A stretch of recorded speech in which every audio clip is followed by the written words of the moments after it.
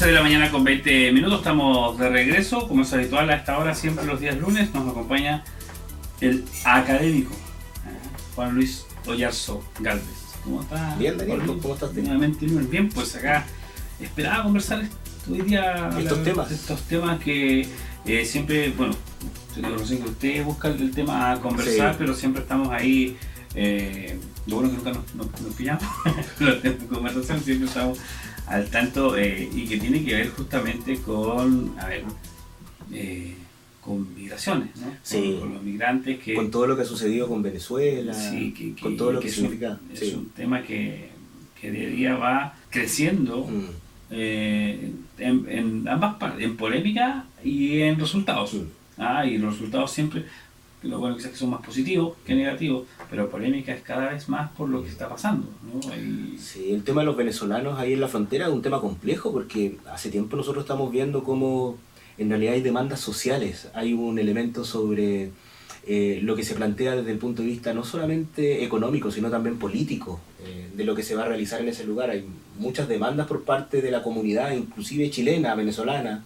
Ha venido la señora de Guaidó incluso, no sé si... Daniel lo ha visto en las noticias, que figura haciendo, por ejemplo, la solicitud al gobierno de que dejen pasar a parte de la gente, pero nosotros también tenemos una política migratoria que también hay que cumplirla, que forma parte de la legalidad, de tal manera que también ahí hay un aspecto entre lo que realizamos, lo que no realizamos y lo que significa la llegada efectivamente de migrantes a nuestro país. Fíjate, Daniel, que una de las noticias que me llamó la atención es el porcentaje de venezolanos migrantes que optan por llegar a Chile. En realidad nosotros no somos la primera elección de los venezolanos, eso hay que tenerlo totalmente claro, pero sin embargo sí se duplicó la cifra. O sea, quiere decir que nosotros pasamos de tener un ingreso de 7,3% de venezolanos a 16,9% de ingreso de venezolanos en esta etapa 2019. Fíjate que en primer lugar lo ocupa Perú. El destino privilegiado de los venezolanos que escapan de esta, lo que nosotros podemos llamar, y que yo me hago responsable de llamarlo así, la dictadura de Venezuela, está relacionada efectivamente con Perú, es su primera elección. En segundo lugar está Ecuador, tercer lugar Colombia, y recién ahí el venezolano decide venir también a nuestro país.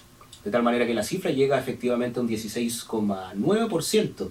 De acuerdo a un informe de movilidad humana venezolana, que muestra efectivamente que de ese 16,2%, el 53% son hombres y el 46,5% son mujeres. O sea, muy probable que en realidad lleguen con familia, con hijos, escapando de este régimen de Maduro que ha causado tanto daño también a Venezuela. Daño y miedo, ¿no?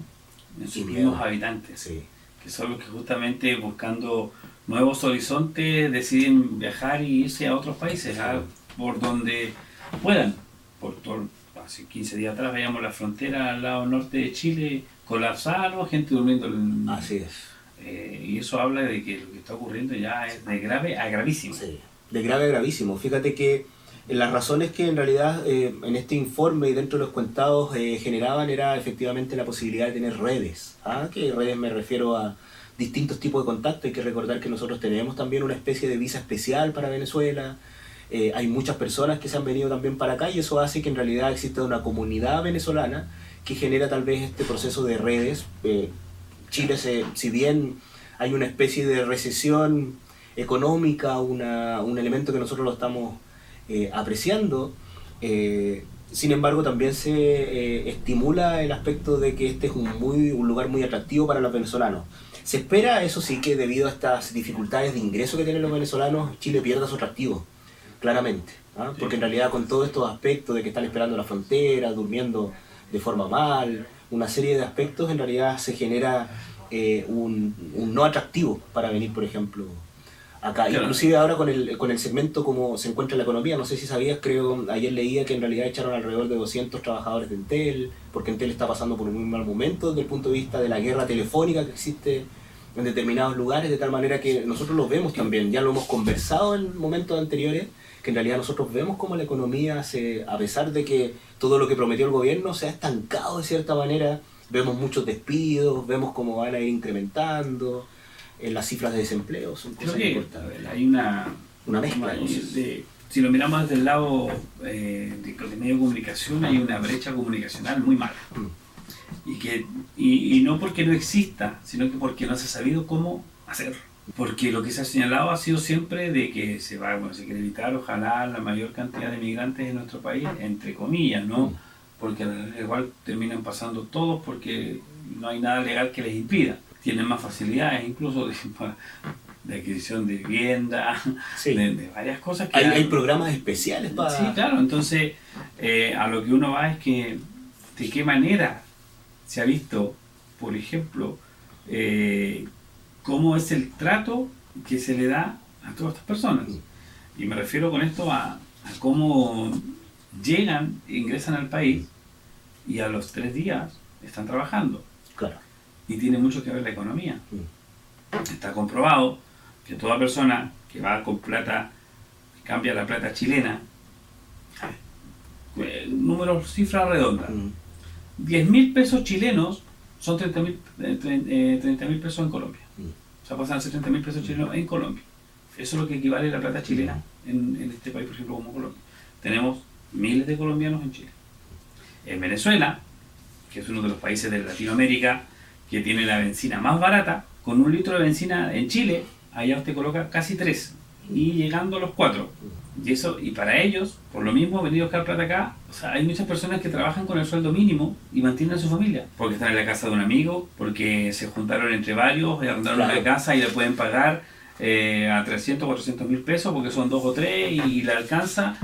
Y entonces, y lo otro, que siempre lo hemos conversado, se ha dicho, se ha conversado, incluso con autoridades del gobierno anterior, de ahora, es la forma como toma un trabajo el migrante en otro país. En este caso acá en Chile, y especialmente en Punta Arenas, ¿por qué se contrata mayoritariamente personas extranjeras? Porque vienen con todas las ganas de trabajar. Porque el sueldo mínimo para ellos es harto en su país. Entonces le alcanza para mantener a sus hijos, su familia a distancia. Envían dinero, hay una gran cantidad de transferencias que realizan para su país. Entonces, sí. A ver, acá, yo no sé si alguien vive con el sueldo mínimo. A nadie le alcanza, a nadie. Siempre tiene que tener un poquito más. Sí. O toda la familia trabajando. O trabaja papá y mamá, sí, o papá y mamá e hijos, en muchos casos.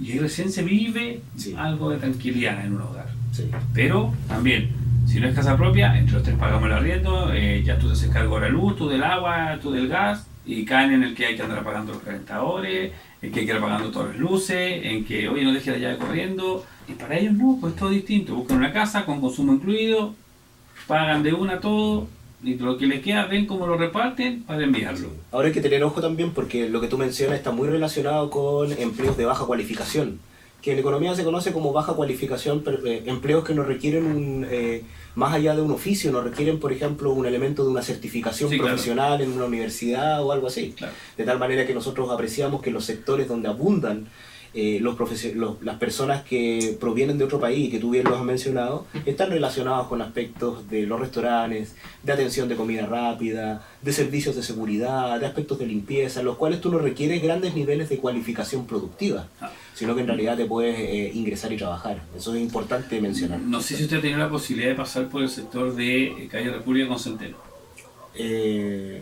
Sí, he pasado por ahí, pero no me he fijado en lo que a dónde me quieres llevar.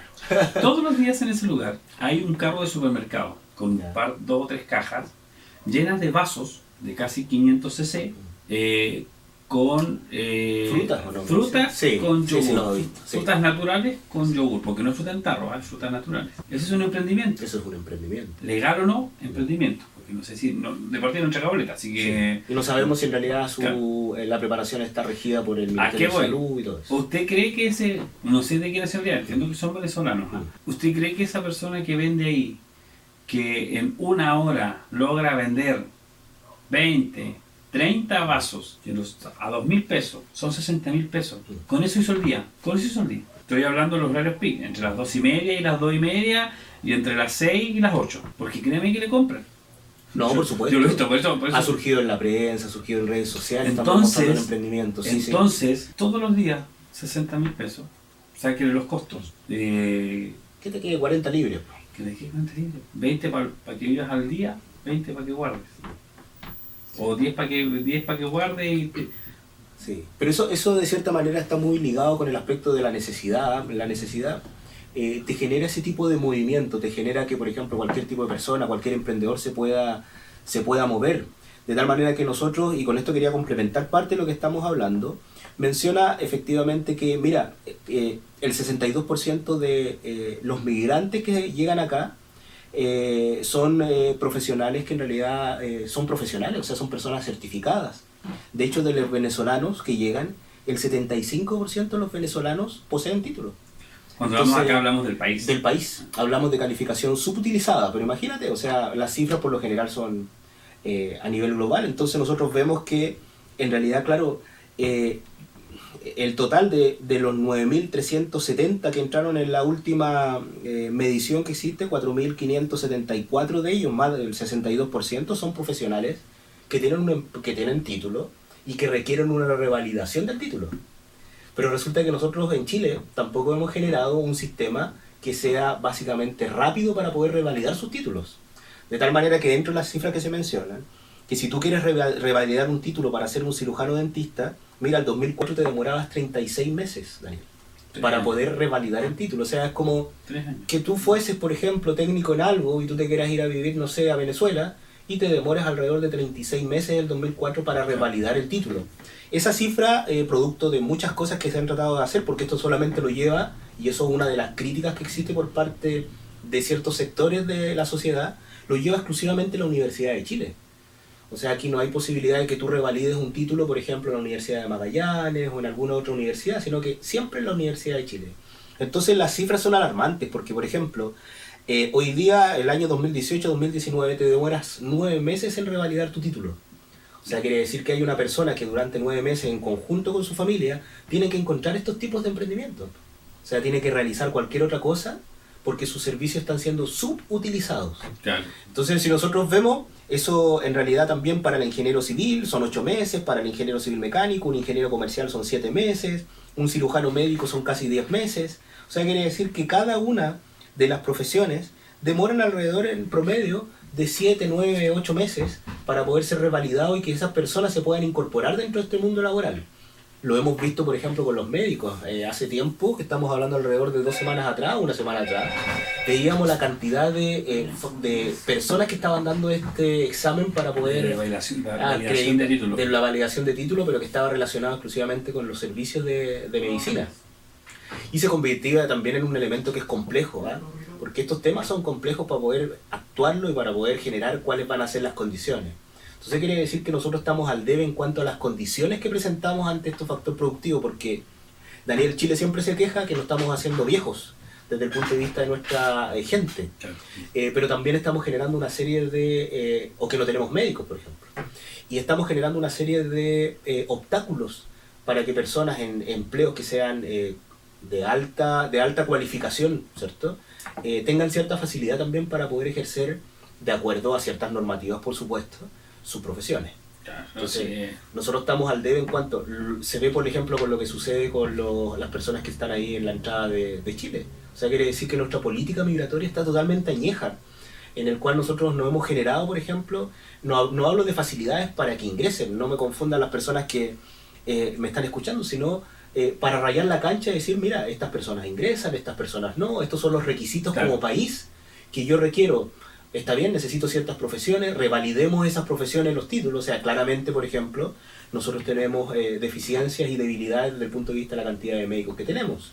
Si hoy en día los médicos que son de otras nacionalidades fueran, por ejemplo, expulsados de nuestro país por alguna razón, nosotros tendríamos un enorme déficit, porque la mayoría de los médicos que están atendiendo en los policlínicos, ¿cierto?, en pequeños centros de salud que existen, por ejemplo, que son centros públicos, son personas que vienen de otro país. Entonces quiere decir, claro, cuáles son los elementos, las políticas que el gobierno, y que ya se ha discutido, porque estos son temas transversales, Daniel, no es de un color político u otro, sino que cuáles son los elementos que se discuten sobre este aspecto de las leyes y los requisitos que van a tener los migrantes para poder ingresar, por ejemplo, a nuestro país. Esa es la parte política, ¿no? Esa es la parte política. La mirada social, estatal, futurista, estatal, que pueda tener el tema de facilitamos o no y a quiénes le facilitamos. Claro. Y refiriéndome específicamente a, por ejemplo, a ver, ¿qué necesitamos en el ámbito profesional en Chile? Que están saliendo médicos cubanos, por ejemplo. Facilitar el tema. ¿cierto? De tal manera que nosotros estamos viendo de que en realidad hay ciertos mitos que hay que tratar de borrar con respecto a las personas migrantes. ¿Mitos como cuáles? Como que todas son personas de bajo nivel de cualificación, ¿cierto? Y que en algún momento dicen, no, son personas que en realidad no tienen... El promedio, alrededor del 70-73% de las personas que llegan tienen un mejor nivel de cualificación, una mayor cantidad de años de estudio que nosotros mismos. Por eso, claro, que ojo, que también hay un tema ahí, por ejemplo, muchos dicen sí, pero oye, ¿cuántos chilenos, por ejemplo, van a estudiar a Argentina? Claro. Universidad gratis. Título que después tienen que revalidar acá en Chile, que cuesta menos, como lo sé. Que tienen que irse al extranjero. Entonces, por lo mismo, al final tenemos más médicos extranjeros, chilenos extranjeros, sí, por decirlo de alguna manera, ¿no? Que la medicina cambia mucho de un país a otro. Por supuesto. Ahí está la revalidación del título, ¿cierto? Porque tenemos aspectos distintos, cosas que, por ejemplo, tú, Daniel, te vayas a hacer lo que tú realizas, por ejemplo, en, no sé, en Colombia. El contexto, la música, la forma de entrevistar, todos son aspectos que en realidad de cierta manera los tienes que revalidar, porque en realidad es un grado de estrés para ti. Porque acá tú, claro, eres como pez en el agua, porque tú conoces cuáles son las idiosincrasias, las cosas que tienes que preguntar, lo que puedes, lo que no puedes preguntar, pero sin embargo cuando vas a otro país tiene que haber alguna especie de eso. Y nosotros estamos al debe, creo que me atrevo a decir que no somos buenos anfitriones ante todas las personas que en realidad se encuentran llegando en esta cosa. Y que en realidad las cifras muestran que, independiente que hoy en día el venezolano sea la cifra que más alarmante o más medios de comunicación ha llamado, porque en realidad los medios de comunicación también, yo hablo de medios nacionales, tienen una culpa con respecto a esto. Si bien se muestra, por ejemplo, que los venezolanos son el aspecto más importante, las cifras muestran que del 2010 al 2018, Perú ha sido efectivamente el que ha mantenido su nivel de crecimiento en cuanto a la cantidad de personas que llegan. Son los que más han generado puestos de trabajo o han ocupado puestos de trabajo desde el punto de vista del mercado extranjero. O sea, en realidad ha bajado la cifra porque Perú lideraba con un 50% el porcentaje de empleo inmigrante el año 2010 y hoy en día pasó del 50% solamente al 28%.